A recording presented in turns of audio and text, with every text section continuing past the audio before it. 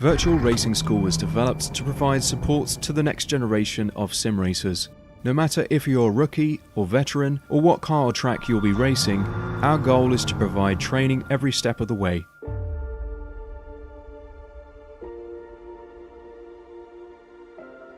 We found that iRacing can be quite difficult without proper training. There needed to be a way to prepare for on-track racing. With VRS, you can literally learn from the best sim racers in the world, including 4-time NASCAR iRacing World Champion Ray Alfala. And Ray Alfala is a 4-time champion of the NASCAR Pekin Freeze iRacing Series. 3-time iRacing Grand Prix World Champion Martin Kroenke. Martin Kroenke becomes a 3-time world champion.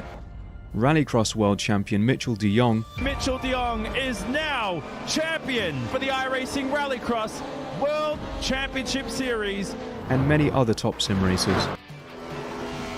Data packs include everything you need to start learning. Our World Championship coaches create the data packs by setting a hot lap or a series of fast laps for you to compare, analyze, and replicate. Data packs also include a tutorial where the coach points out techniques they use to hit the fast lap. This gives you access to the latest driving techniques and setups before you even hit the track. Sign up for a free account and download the VRS telemetry logger. With this application running seamlessly in the background, your laps automatically start syncing to the VRS website. From there, you can analyze and compare 2 laps of your choice, whether it's your data, the coaches, or your teammates. VRS will automatically target improvement opportunities so you can get up to speed even faster. VRS also makes it easy for you to request and schedule one-on-one or group coaching sessions. These sessions can range from 30 to 90 minutes, and you can select the car, track, and setup combination of your choice. Visit virtualracingschool.com today to sign up and get started.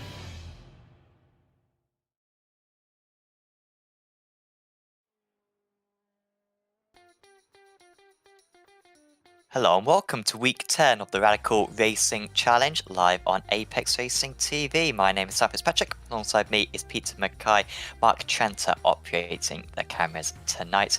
And we are here at one of the most legendary venues in motorsports.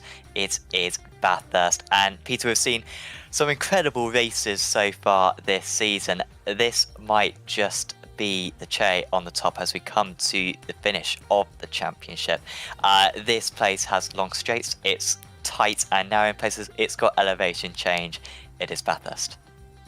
And it's legendary, isn't it? I mean, we've gone from one of my absolute favourite circuits, Sebring, to probably my favourite circuit, full stop, Bathurst. This is just an exceptional place to go motor racing, and I think we're going to be in for a proper thriller here in the Radical Racing Challenge, because as we know, these cars, it's very difficult to follow the car in front because of the dirty air coming out the back of the car in front. But that doesn't necessarily matter going over the mountain because there's nowhere to overtake anyway. However, on the flip side, these Radicals do have a heck of a draft effect, so you really can pull passes on people quite easily on the straights. So, of course, here at Bathurst, we've got 2 main straights, up the hill, up the mountain straight, and then down the Conrod straight. So tonight, Sam, I think we could actually see quite a big bunch of drivers going for the win here. But the main thing is you've got to stay out those walls.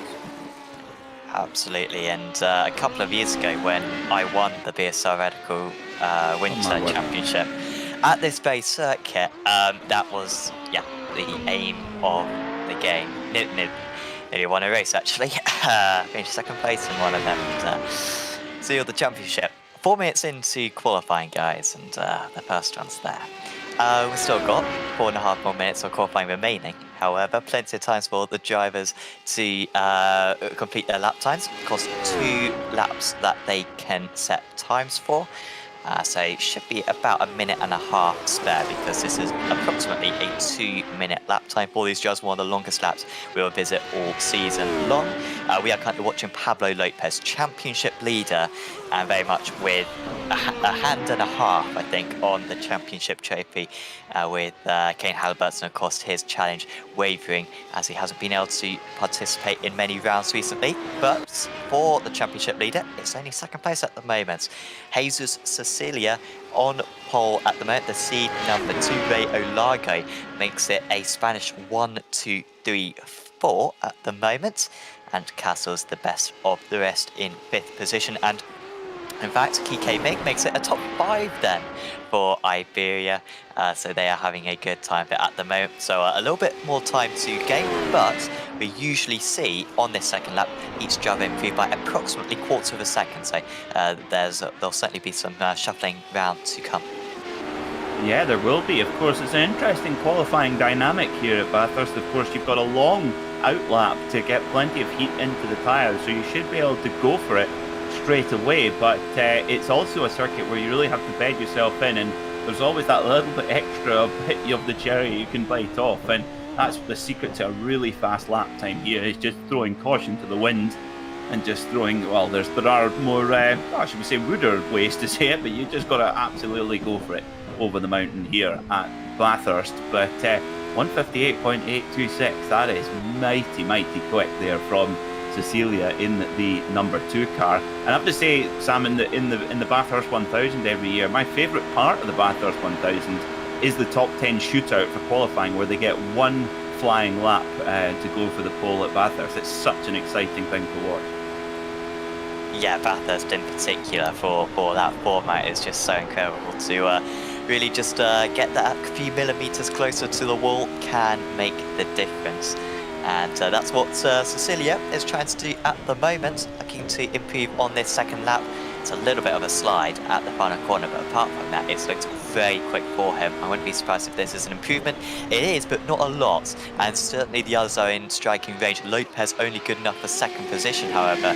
Kike Ming, who is one of the most competitive drivers out on circuit, he's currently in 4th position. He rounds the final corner right now and approaches the line. Can he take pole position? Olago couldn't.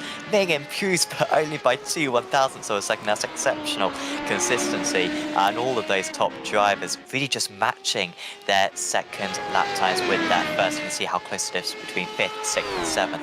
Just 100th of a second separating them around the longest track of the season. Friedrich in 19th place. Kyriakopoulos in 17th. Still got a few more. McHutchinson still to go, and he's the seed number 7. This could be a top 10 time here for John McHutchinson after a poor first lap.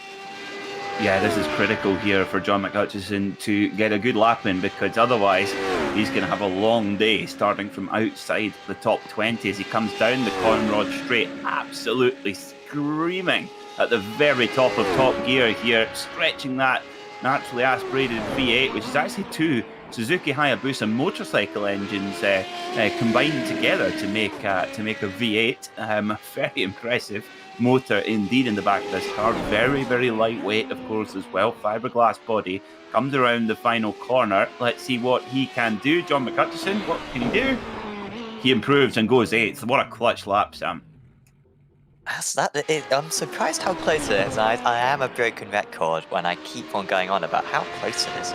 But it really is around the long circuit. Paul Crabb has already done his 2 laps, so he's just getting a little bit more practice under his belt, so I don't feel sorry for him when the timer ticks down, and he doesn't quite reach the line as we are about to be able to go to the grid for this week 10 of the championship. We've only got a couple more to go after this. The drop scores really start taking effect. Pablo Lopez has finished every round of the championship, I believe, on the podium. It's been a remarkable run. He starts in second place, but it is Jesus Cecilia who is on pole position. Manuel Rey Olago, Kike Ming and Alvarez Sanchez make it a Iberia 1, 2, 3, 4, 5. Pretty incredible that. Joachim Bengtsson lines up in 6th place. There's Ant Castles and John McHutchinson. Philip Hork in his first race of the season starts in 9th place. There's Michael Reinhardt, Ruben Rodriguez, Paul Crabb in 12th. Mateusz Corvino, his first appearance as well, I think. Lucas Skierski, Eric Hanoi, Robert Woodward, Sebastian Chevalier, Dennis Kyriakopoulos, Sergio Martinez, Andres Friedrich, Richard Schauturen, Dan Webster, and Peter Verlind round out the 23 cars. Remember, Verlind won, I believe, back at Phillip Island. He's not on the grid at the moment, and he didn't set a qualifying time, but hopefully we do see Pete take these starts. And, well, there'll be a lot of positions for him to gain. Still, many drives yet to get onto the grid, Peter. These front runners always leave it till the last moment. And still got, yeah, Lopez, Olago, although Olago now just lining up. McHutchinson and Rodriguez as well, still to get onto the grid. We'll have 13 laps of this Bathurst circuit. No pit stop. We did have one last week for an extended race at Sebring. But this time it is just lights to flag, no interruptions with strategy whatsoever. If you're ahead, that is the aim of the game.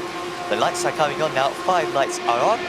And away we launch. It's a very good start for Lopez from second position, but it was good enough for Cecilia to cover off going down into turn 1 as they start the climb for the first time in this race. Reinhardt gains a place on Van Hert, but apart from that, the top 8 are unchanged at the moment, albeit you can see a little bit of jostling for position just behind. Side by side for the lead. Lopez going for the advantage straight away here. It's possible to go around the outside at turn 2, but it's by no means easy as the 2 Spaniards come millimeters to contact, but they get through it fine. Olago trying to pounce on the slightly sluggish Lopez, but he wasn't able to make it. Benson just losing a little bit of time in his pink radical, trying to keep up with these guys at the moment, and it is very close for that 3rd position. But really very few changes so far down the order, and Cecilia already opening up to an 0.8 of a second gap. Yes, Cecilia doing an amazing job there on cold. Don't forget, on cold tyres, these cars can be super twitchy on the limit. So when you, especially with a standing start, no chance to get the tyres warmed up and ready to go. So you're straight into it. And over the mountain, you can see a lot of the cars wiggling around. That's just struggling for grip into Forest Elbow and then onto the Conrod Straight, the iconic Conrod Straight. And I think this is going to be a hot spot for action all race long, Sam, because the draft is so important. Now what we'll see here, how much Lopez can get back on Cecilia, it's about 1.1 seconds at the moment. Remember folks that all the drivers are running an identical setup, so there's no drivers who can trim the car out more than others. This is all, they're all running exactly the same setup. So down they go into the chase, and Manu Rio Largo, gee whiz, he was late on the brakes there. Yeah, almost going for the move. So Lopez was able to gain 0.2 then from Forest Elbow to the chase, and then he kind of maintains it through that bit. Then you'll gain about half a tenth here, and then maybe 0.2 up to turn 2. So you can kind of see how around that half lap, half a second can be gained, but it does seem to be a bit tricky around that mountain section, as you very much pointed out earlier on, Peter, to stay close. But 1.6 seconds here, or 1.6 seconds in these cars is where the draft kicks in. We've almost got 3 wide at the moment. I don't think that would be too wise to do, but it is Michael Reinhardt bouncing for 9th position as he goes wide, and he's going to lose out that position to Rodriguez, who's had a very nice start there. Rodriguez up into 9th. But he's got a lot of cars behind him. That's almost contact behind. A couple of contacts, I think, with Crab. That's to bobble over that very awkward bump. And now they're still going side by side. This never ends well. It hasn't ended well. And they do crash into one another. And we've almost got a track blockage. Feel bad for the drivers just behind, because you just got to play the percentages there, Peter, and those guys didn't. No, that was going too wide through there. It's very narrow with one car, let alone 2, and yep, they paid the price. I saw Eric Hanoi getting caught up, unfortunately, in that incident as well. And Sam, we got a fantastic message from Eric Hanoi during the lead, didn't we? Where we were talking about his Football Manager-esque picture on the SDK Gaming overlay, and it turns out that he is in fact a football commentator, and that's his on-screen image that he uses as well. And also we said that it'd be a guy who'd like to look after your pension. Also does a bit of stock market trading as well. So our spidey sense was definitely tingling. Just shows that stereotypes, they're not too bad, are they? You know, jumping to conclusions gets a bad rep, hey? but sometimes you can judge a lot about a person by their appearance. So there you go. We need more photos from the drivers. You can download the SDK driver info app. Just go to SDK Gaming, completely free app. And you just download that, you input your details into it, it gets sent to our little database, and we can display all that information for you up on screen, like your country name, a profile picture of course, and even a driver bio, which we can learn about you that way. As we've got side by side, Cecilia though holds on, and in fact Lopez has just opened the door there, and it's very Largo who moves up into second place. He was at threat of doing that earlier on there, Lopez, and on lap 1.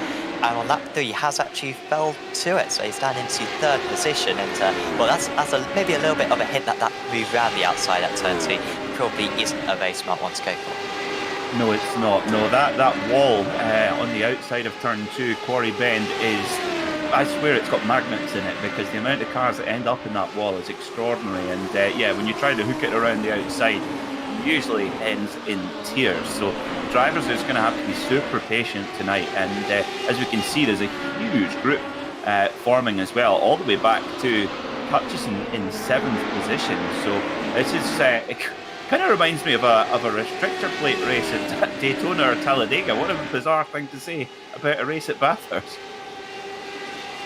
I agree, because these guys did pull away slightly from one another. Remember, Cecilia was 1.3 seconds clear, or maybe 1.1 seconds clear, about half a lap into this race, but they are properly close. Once again, you can be it here, that makes them just being left behind slightly. But when they all kind of squash up, it's film an accordion effect, they'll squash up on the brakes into the corners, and then they kind of all have to, or at least at the end of the straight, and then they all have to kind of leave each other a little bit of space when it comes to the corners, and they start losing a bit of time. It's fascinating to watch, fantastic to watch. Rodriguez is into the pits, unfortunately. He had dropped a couple of positions, had Rodriguez. Was up into 9th place earlier on in the event. We might actually find out how this one happened. So he had this long train of cars right behind him. I think this may have been Van Herk right behind him at this point. Well, it was the 13 car of... was it a 13 car? I'm not quite sure. The Martini livery. It was Martinez, there you go. Yep. Well, Martinez in a Martini livery. Apologies, this is... yeah. No, it was Van der Herk. Sorry, yes, you're right. Van der Herk. Sorry. No, my apologies. So, yeah, Philip Van der Herk in the Martini livery. It certainly worked showing up on my screen. And I tell you what, there's a Dutchman with the Martini livery, of course, won Le Mans. Helmut Marko and Gijs van Lennep won Le Mans outright in a Porsche 917 with Martini sponsorship in 1971. I did not realise that. That is a while back. How old was Helmut Marko back then? That was 50 years ago. He was actually in his late 20s. He'd spent most of his 20s in academia, becoming Dr. Helmut Marko as a doctor of law, which is ironic. But yes, he then went into did a bit of racing, which is an understatement, I suppose. And he actually drove the Porsche 917, which had the experimental anti-lock braking system, which was then retired and then turned into a street car and sold to Count Gregorio Rossi of Martini and Rossi fame. That's pretty awesome. Olago has taken the lead of the race then from his seemingly teammates, Jesus Cecilia. So Olago, I believe this would be his first race win of the season. I ought to jot this down. I do have a sheet system which could actually lay all these positions out for us. So I'll try to figure that out for the next couple of meetings. But yeah, Olago, I believe going for his first win. Cecilia as well, I think it would be his first win. Lopez, by no means his first race win, because he has really dominated this season. Lucas Skierski battling with Dan Webster at the moment. Webster up 11 places. Dreadful qualifying for Webster. He's doing much better in the races. He's having to keep behind some quick drivers though at the moment. And Skierski might just lose his position to Sergio Martinez. But Martinez decides to just back out of that one. Very much a different train to the guys that had 11 seconds behind Reinhardt. I'm not quite sure how that gap got quite so big. They maybe have been in the war slightly, but well, apart from the drivers who are retired in the race, pretty much everyone is battling everyone, which is it's pretty cool to see. It is indeed, and do you notice who's in this pack as well in 15th position, Sam? Shouterin, Mr. SimLab himself. The less said, the better. Probably. We don't want to get ourselves in any more hot water, Sam. Well, I've already contacted the UN for breaches. Immunity. Yeah. Lopez was defending, in fact, so Cecilia, apologies, up into the lead again, and Bengtson loses out to McCutcheon. McCutcheon will be a little bit annoyed that he spent quite so long behind because he's got to catch up to these guys again. This is a very tasty hit. They were second behind. Oh my goodness, that's a big one. The wall and over. That's PK Ming. It's the livery's fault, and the other drivers have to scatter either way. Bengtson managed to get through that, but I think there's now damage with Lopez because I believe Lopez was the one who collided, or maybe it's Olago who's got the damage.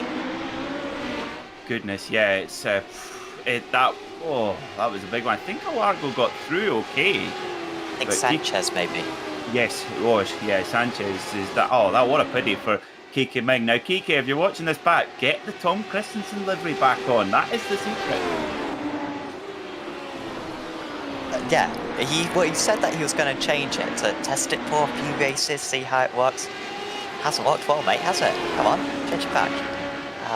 And too late as well. 3 drivers now leaving this race. Sanchez surely with damage after hitting his front end to the rear end of the flying Ming. So this was the teammates going alongside, and they lost each other quite a bit of time because Lopez was able to get through. Now, if anything, they were a bit too courteous to one another, and Lopez managed to get him on the brakes, and then that kind of caused a bit of a shuffle back effect. You can see how slow they were through the chase. The fact that Cecilia was able to pull away so quick, and then Ming just running wide, can't really blame anyone else.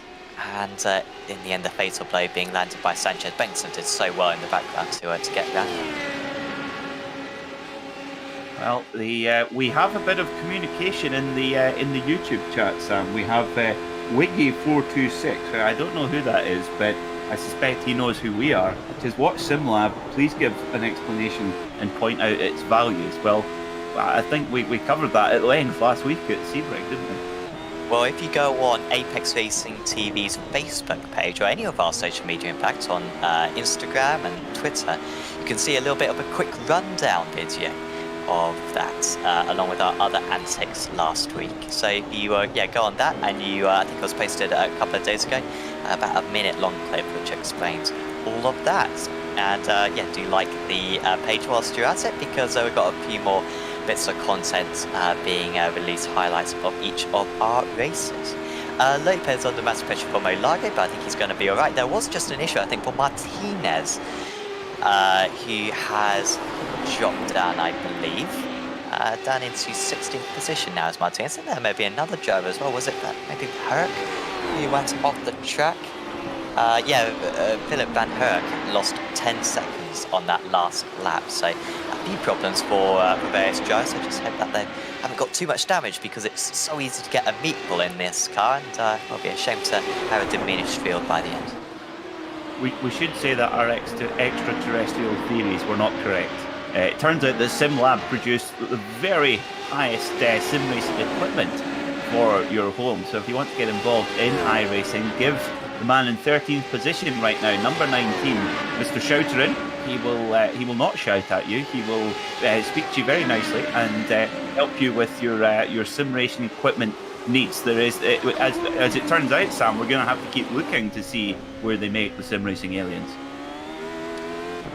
Well, all I'm going to say is that if you want some sim racing aliens, Shelton's my bet for the guy to go to. That's all I'll say. I think he's might be able to give you a tip off. Maybe he knows people. He knows a guy who knows a guy.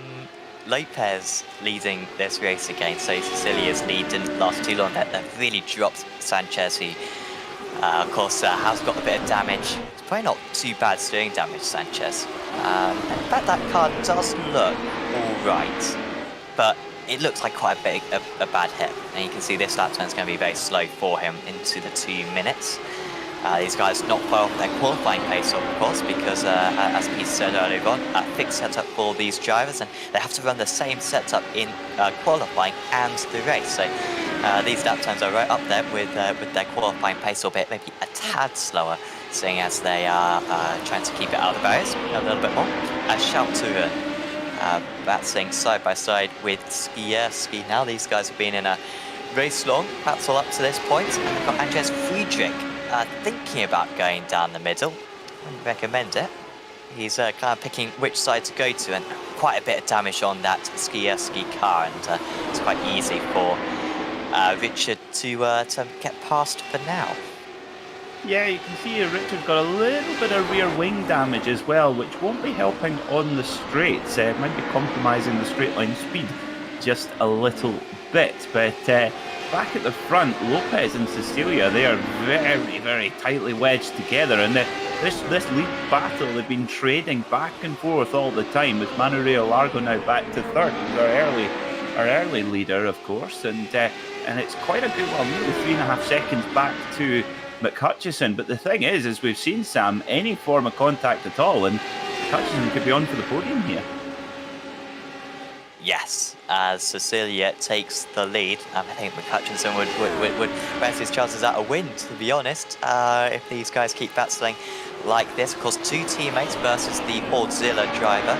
So hopefully, they'll be hoping that they don't collide, as that is brilliant racing with Sanchez responding against. So maybe that damage isn't so bad. Like I said, I can't see any, but I really thought he would have some, and his pace has quite been as good as it was earlier on, but this lap has been a bit better for them. They're 4 seconds off the lead. But yeah, McHutchinson now second in this line, and Castles as well bringing himself back into play, and Reinhardt as well, who was miles behind these guys earlier on. He can, he's had some good paces, Michael Reinhardt, up 2 places from his start, and he's just appending to the back of this train now.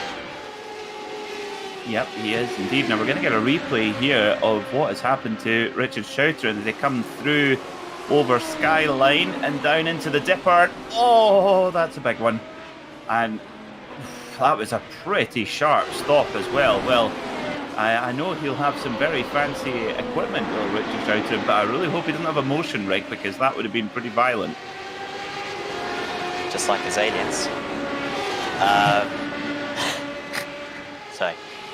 Lopez onto the back of Cecilia, and really no separating these guys. I think that Cecilia actually gets me back ahead of Lopez then. So they did change position. They must have had about 6 changes for the lead so far. We are getting into the closing stages, so quick shout out to Virtual Racing School for helping us out with all of Apex Racing TV's broadcasts. Over 50 data packs, I believe, Virtual Racing School are providing on the road and oval racing. Also, one-to-one coaching, and really the best setups developed by some of the best drivers in the world. So go to Virtual Racing School for more info on that one if you want to improve your driving skill. As Lopez, who actually does some of the coaching for Virtual Racing School, he is desperately trying to bend up, but they make contact. How was that not them 2 sliding off? I think it'll be Cecilia with the advantage down into the final corner, but it's really gloves off. Lopez goes in deep, he locks up, he'll have a slow exit, and he might be relinquishing second place here. We have got 4 more laps to go in this race, and I am none the wiser to who's going to win it. Oh, it could be any of these 3 guys here. Take your pick, flip a coin, but dear me, this is all about who's going to be the smartest driver, who's going to play it right. And I wonder if maybe I mean, the thing is, Sam, do you want to be second? Do you want to be third coming out of Forest Elbow for the final time? As looks like Pablo Lopez, he wants to put as much pressure on as possible, but he's compromised his exit there, and he can't afford to give Cecilia and Largo a couple of meters, because they will take it. Yeah, I mean, I don't want to criticise as an armchair expert Lopez, but he has been very aggressive, and we do know that even for these kind of slipstream races where you have draft batsmen, he loves to be at the front. He doesn't want to be second place and then third starts attacking and then they lose time to first. He wants to be at the front. That's the place to be. Maybe that determination has got slightly better of him because he's found himself on the outside awkwardly on a few occasions. That was one of them, down into turn 2 or up into turn 2. He's got to be aggressive from here on in though, because we've got 3.5 laps to go. How much will the teammates bounce though? Not really any championships being fought for these guys. Lopez has already got the overall championship pretty much wrapped up. Cecilia and Olago haven't got much to lose, as Olago moves back up into the lead for the first time in about 8 laps. Yep, Olago heading in the front, and look, here comes Lopez. He wants to get in about these two drivers. Oh, gee, that's close. And all that battling there between Cecilia and Lopez is just allowing Olago to get a couple of meters ahead, but the draft is just so strong with these cars that it's so difficult to escape. But let's see, Lopez, if he wants to hit the front, he's got a lot of work to do here as they come around into Hell Corner and then up the mountain straight. Now here's one for you, Sam. What does your beautiful home county track of Snetterton have in common with Bathurst?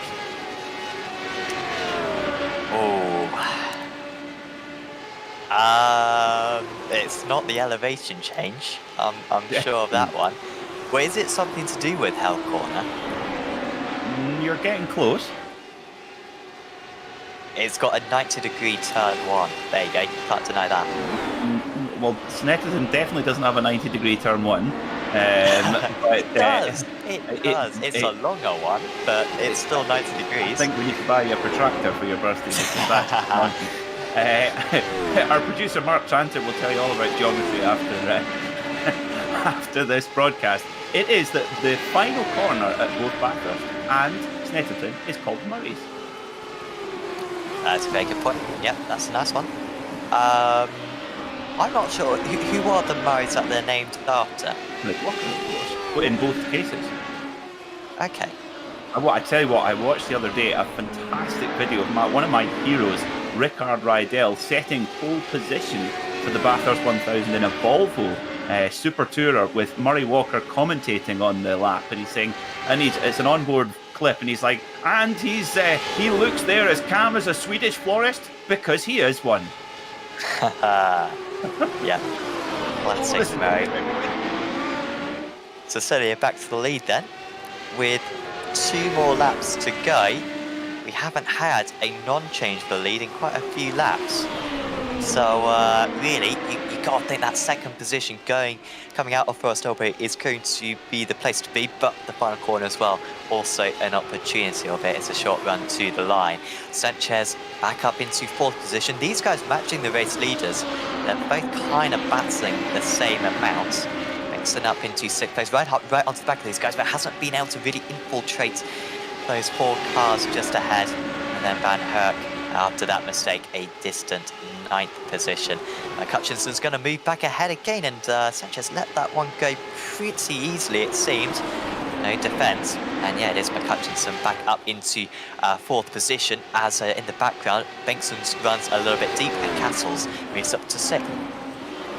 Yeah, you can see that Castles made sure that he made the most of that, got the job done before going into the cutting, because it's so narrow through there, you do not want to be going side by side. So good eyes up stuff from Castles, and yeah, McCutcheon still sitting comfortably in 4th right now at the front of this pack, and oh my word, this is getting busy now again.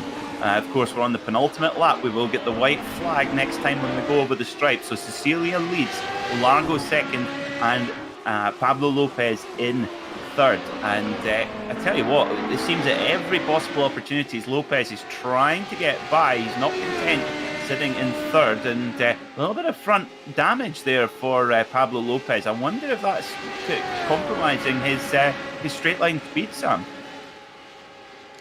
Yeah, perhaps so.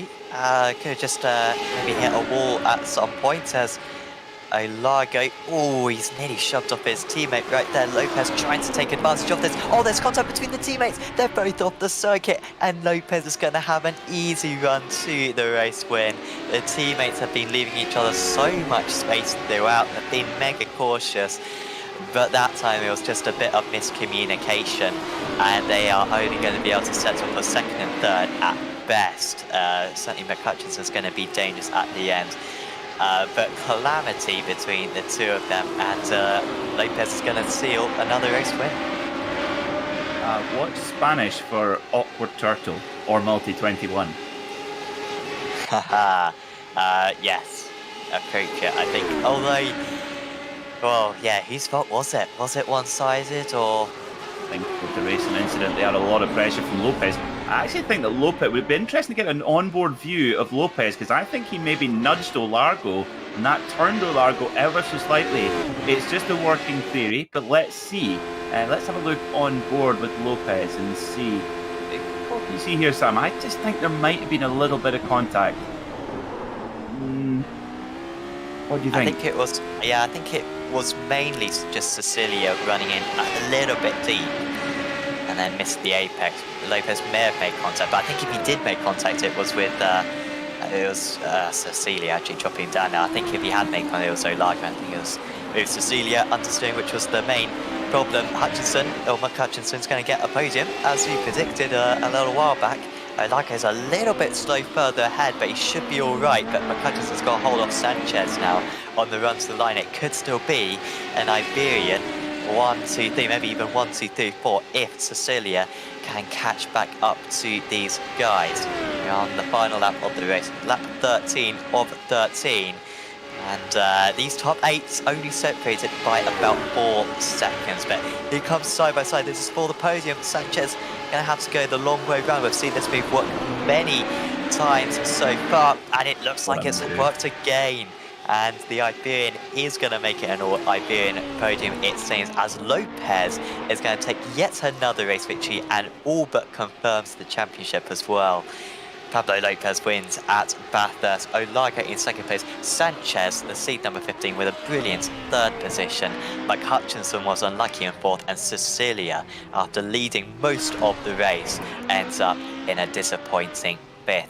The rest of the Jazz coming across. Webster with a very good run. Skierski right on the tail of Chevalier, but he couldn't get past. Right at the end, he did valiantly well, did Skierski, considering his damage throughout. And the remaining drivers will cross the line. Only 14 drivers making it to the finish, at least on the lead lap.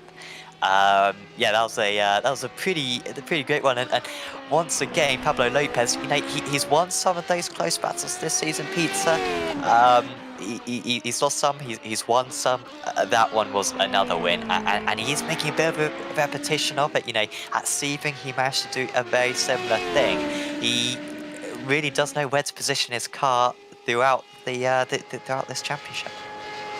Certainly does, yeah. I mean, that was getting really tight there going into the chase, and the thing is, you're braking from such high speed. I mean, these radicals really do stop very quickly.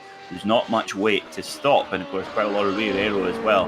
And that all happened very quickly. And I think you're absolutely right there, Sam. Cecilia just overshot, and when Olago turned in, he was met by his teammate. Just an unfortunate racing incident, but one I'm sure they'll be having a discussion about just now.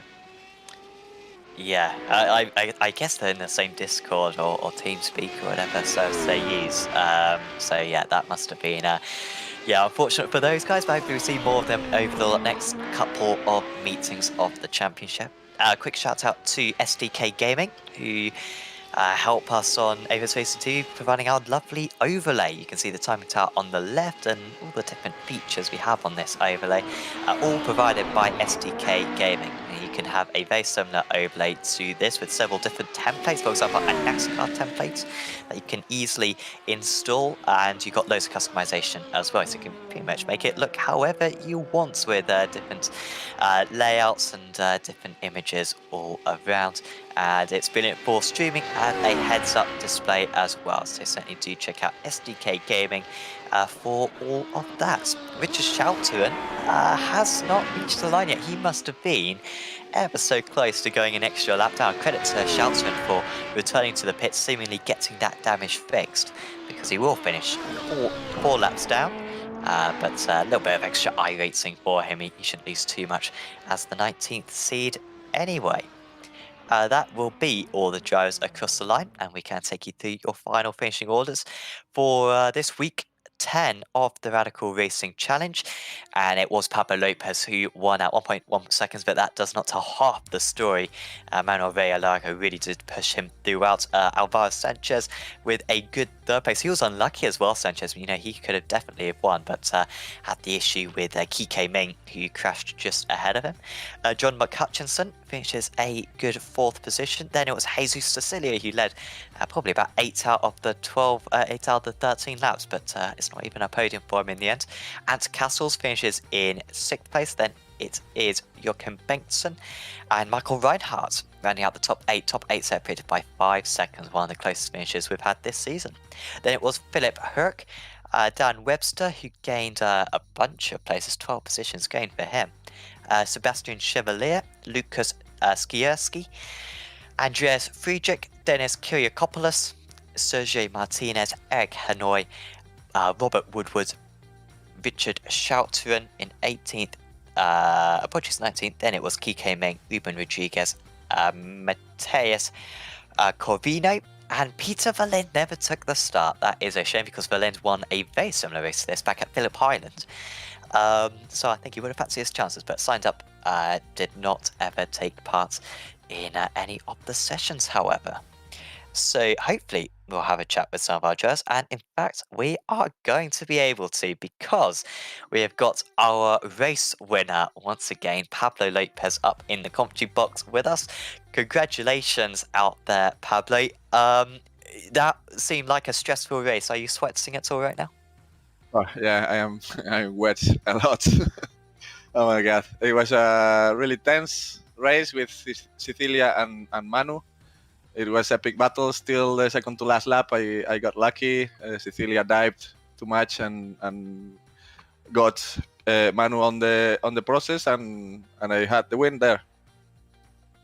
But if that moment didn't happen, I don't know who would be the winner nowadays at this moment. Yeah, it was mega close between you three. You seemed really evenly matched. Do you think they were working together as a team against you? I mean, before they crashed into one another, but before that, do you think there was kind of any strategies between those two, or do you think they were racing for themselves? At some point, I know they share team, not at this point, but they share team but a lot of years, and they are friends, and I also know them personally, and I know each other perfectly, and they are nice people, so I love to battle with them. And I knew they were working a little bit on the drafts sometimes as well, but nothing too bad though. It was perfect. Absolutely. In qualifying, it was pretty crazy. The top 5 drivers were all Iberians. Is there a particularly big kind of Iberian contingent in this championship? Are there many Iberians who take parts in the Radical Racing Challenge? I guess they got, because they see the really nice racing from your Apex Racing TV streams and mine on board and other people on board, and this combination is epic. So I think that it has a lot of participations more than normally, and I enjoy it. The more the people that came, is the better field to race. Definitely. Well, next up we've got Zolder. When was the last time you raced down there in the Radical? I think I don't remember if it was last season or the next one before, but I think I will not be able to race Solder this next week, because also this Bathurst 12 hours next week, and we are preparing it with Team Forcilla and Alex Palou and Julian Rodriguez and everyone in the team. So we are heading into that. I think I have the championship way settled at this point, and I will just give up that race in Solder. I like the track, but I need to focus on Bathurst. Definitely. Well, it'll be nice for someone else to have a chance for once. At Bathurst, actually, are you looking to be top split? Do you think you'll be top split for that one? Will we see you on the broadcast? Yeah, definitely. We will look for the top split.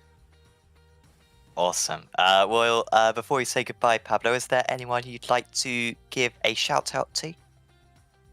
I want to shout to all the pulpeiros that are pushing me on the onboard streaming, and nice to them, and also my teammates and friends, family, and Apex Racing TV for doing this.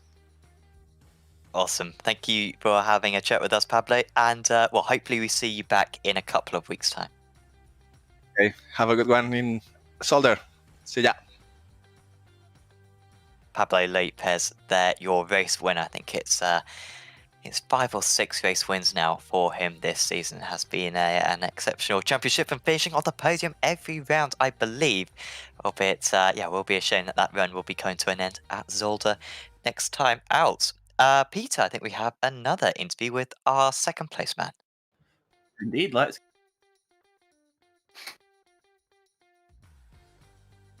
Jumped out myself. Manu, welcome to the Apex Racing TV commentary box. How did you find that race out there at Bathurst today? Man, it was so stressful. I had my arms are hurting a lot. Before that race, we were practicing a lot, so my arms are still tired. And the race, we knew that it was going to be tough. Pablo in front, of course, and the appearation of Jesus Cecilia that I knew is really fast. But it's a track with a lot of drafting. So we knew that we are going to be close enough to the guys in front. So we race. We certainly did. I mean, you guys were in a bunch nearly the whole race. I mean, going into the chase, obviously, we saw you have a little bit of a nudge with Cecilia, unfortunately, but try to give our viewers an impression of just how much you have to do as a driver at that point, because you're going so quickly and you have to brake so late. I mean, just to do the lap times that you guys are doing, just give the viewers an impression of the challenges you're facing in a 3-car pack like that.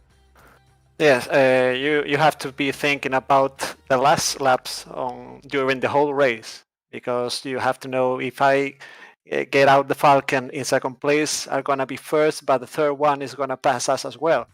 So we don't know what to do. So at the pass of the laps, we're still thinking about in which position to start the last straight. And the point where we had the crash, we knew that that was going to be the point to pass, maybe a lap later or 2 laps before. But we knew it's going to be there. So unfortunately, Jesus lost the braking zone, and we touched. But like I said, if it was not in this lap, it's going to happen in the next one. But at all, it was a really good race for both 3, and we hope next week's still enjoying like this. Apparently enjoyed it a whole bunch in the commentary box watching it. Now, Manu, there's a fantastic Spanish contingent in the Radical Racing Challenge now. May I ask, what part of Spain is it that you're from? I'm from the northwest, from Galicia. Galicia, okay. like Pablo. We are, okay. we are from Galicia, yeah. Oh, cool. So I'm a big fan of Rioja wine. My father went with my father to Santander a few years ago, which was very enjoyable as well. But that's a little bit further northeast, isn't it, from my memory? Yes, it's a little bit on the north, 300 kilometers, 400 from that's quite where a lot. we are. Yeah. Well, you like pulpo? You like pulpo as well, right? Oh, I love it. So of course pulpo, Galicia pulpo style is that's the dream. Yeah, it's very tasty. I'll need to get a recipe from you. Okay. Manu, before we let you go, to the who would you like to give a shout out to here on Apex Racing TV? Well, first of all, to all my teammates in Odox Motorsport, we are trying to be back in the first positions in all the championships. It's quite complicated because we lose some guys that went to other teams or stopped sim racing. But we are starting closing the gap, maybe in these races, preparing the 12 hours as well as Pablo.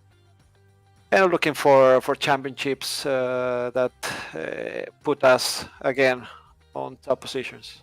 So thanks to Odos Motorsport, to you guys for making this special streaming, and my family, friends, and my girlfriend, of course. Yeah, that's it. Well, it's fantastic to chat, Manu. We hope to see you again very soon in the Radical Racing Challenge, and good job today. Thank you very much. Nice race and nice streaming, guys. So there we are. That was Manu Ray Olargo. Now, Sam, I see a Sean Malloy sneaking underneath here. Shall we get him in for a chat? Well, he wasn't in the race, so he can't. Just kidding. Here is Sean Malloy, who is in for a chat with us now. Sean, I assume you were racing out there in second split. Can I ask how you did? Yeah, look, I'm always on the cusp of making that top split. So I always hope and dream of making it, and it's rare for me to get in there. Look, I had a good race with Scott and David Dewitt, and came third. So that was okay. I didn't come in to talk about that, though. I just I wanted to come in and just say hello. Well, yeah, and I mean, I've seen recently in the last couple of weeks or so, I believe fundraising has started for next season for the broadcast again, which is awesome news. I mean, how is that? How's that fundraising going? You took it right out of my mouth. That's what I wanted to come and say to talk about. Wanted to say thanks to everyone who contributed. So we've hit the target that we needed, but we'll always accept more money because we roll it over into the next season's fund. So this season we started out with I think around $240 raised even before I started putting the hat out for anyone to contribute. So yeah, we've reached the goal. But if anyone wants to chip in $5 or $10, just go to the iRacing forums and there's a post there about it. I'm sure you're going to be crunching the numbers soon about, participation and stuff for this season. But at least from what you've seen so far, do you think there's been an increase in participation at all this season? Definitely. I mean, I got a shock with Spa the first week, I think. No, it wasn't the first week. I think maybe it was second or third. I don't remember. Seeing the number of splits that were there. I think we talked about it in the past. The participation is definitely up. There's plenty of new drivers. I mean, that brings with it its own problems because it's a difficult car to jump into. You end up killing your safety rating, but it's one of those cars that you just got to stick it out and come to learn the intricacies of driving it relatively quickly. But I think overall everyone's really happy with the fact that pretty much every race, every time slot is always going official, and sometimes multiple splits. And the strength of field race on Friday nights is awesome. Absolutely. I've already cast my ballots for the next season calendar. Are you able to give us any hints about what circuits are looking good at the moment in the voting? I'm pretty sure. So John and Paul Crabb, John Aldridge have put together John put together the vote and collating the results, and Paul's submitted it. I think it's posted on the forums. I don't remember. I'm pretty sure Bathurst didn't make the cut, so I'm a little bit disappointed about that because I love the track. But outrageous decision. It should be there by automatic. Yeah, Peter, but I agree, but we can't always have our way. I did submit Twin Ring Motegi. I don't particularly like that track, but there's some good racing that happens on it, and I know a few people like it. So I tried to be a little bit more balanced in my choices rather than just choosing all the tracks I like. I tried to throw a few weird ones out there, but we'll see. I'm the new method of selecting the tracks, I think, has better engagement. People feel a bit more. It was hard to just round up the kitten, round up the cats, and try and collate all the posts that people were putting in the forums and try and come up with something that everyone felt was transparent and what they voted on. So we're moving in the right direction, I think. Absolutely. I'm having a look at it now. I think I've got the right one, and it looks pretty good. I think Alton Park is on there, which I'm a fan of. Le Mans is going to be on there. Suzuka. So, no, that will be pretty cool. And the Nordschleife again to finish off the season, which will be a nice one. So it's certainly looking very good, positive for next season, and yeah, really looking forward to continue to broadcast this one next season.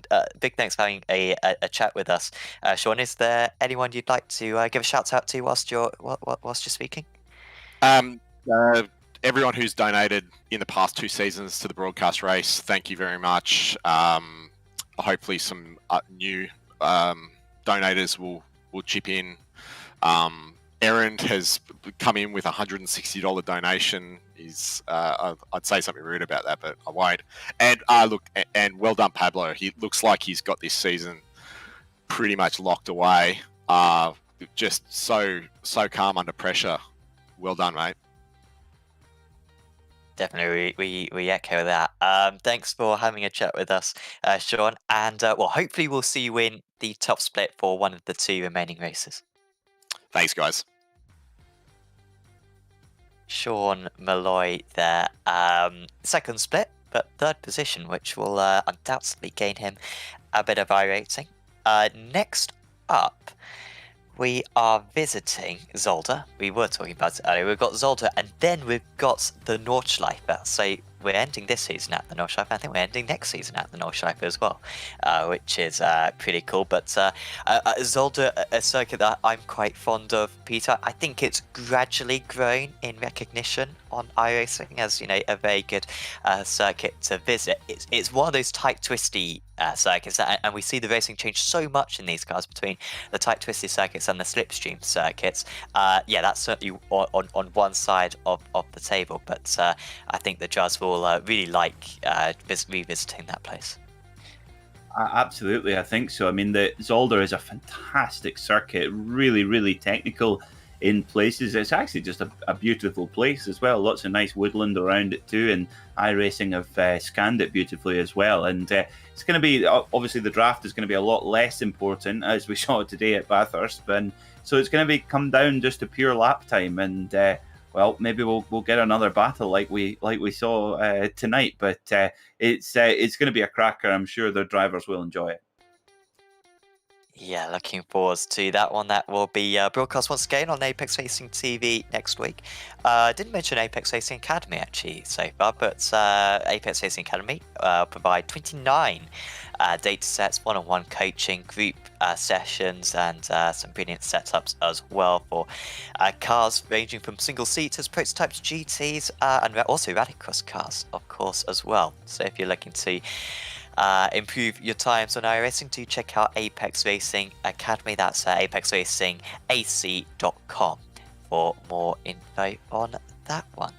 Of course, we'll see you next week. Do check out our social media on Apex Racing TV at Facebook, Instagram, and Twitter. And if you've enjoyed this video, do leave a like on it. Subscribe to Apex Racing TV as well to see all of our future broadcasts. But for now, from myself, Sam Fitzpatrick, from Peter Mackay, and from Mark Trenter, we are going to say goodbye, and we will see you next time out at Zolder.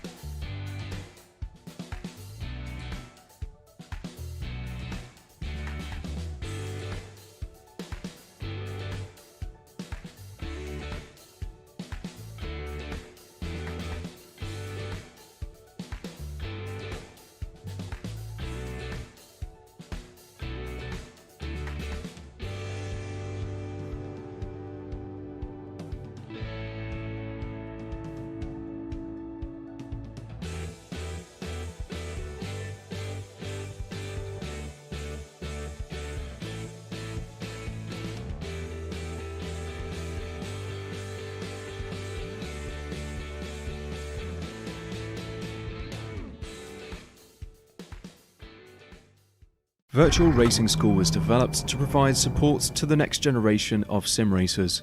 No matter if you're a rookie or veteran or what car or track you'll be racing, our goal is to provide training every step of the way.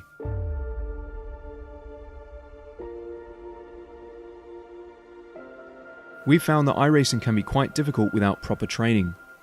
There needed to be a way to prepare for on-track racing. With VRS, you can literally learn from the best sim racers in the world, including 4-time NASCAR iRacing World Champion Ray Alfala. And Ray Alfala is a 4-time champion of the NASCAR Peak Antifreeze iRacing Series. 3-time iRacing Grand Prix World Champion Martin Kroenke. Martin Kroenke becomes a 3-time world champion. Rallycross World Champion Mitchell de Jong. Mitchell de Jong is now champion for the iRacing Rallycross World Championship Series. And many other top sim racers. Data packs include everything you need to start learning. Our World Championship coaches create the data packs by setting a hot lap or a series of fast laps for you to compare, analyze, and replicate. Data packs also include a tutorial where the coach points out techniques they use to hit the fast lap. This gives you access to the latest driving techniques and setups before you even hit the track. Sign up for a free account and download the VRS telemetry logger. With this application running seamlessly in the background, your laps automatically start syncing to the VRS website. From there, you can analyze and compare 2 laps of your choice, whether it's your data, the coaches, or your teammates. VRS will automatically target improvement opportunities so you can get up to speed even faster. VRS also makes it easy for you to request and schedule one-on-one or group coaching sessions. These sessions can range from 30 to 90 minutes, and you can select the car, track, and setup combination of your choice. Visit virtualracingschool.com today to sign up and get started.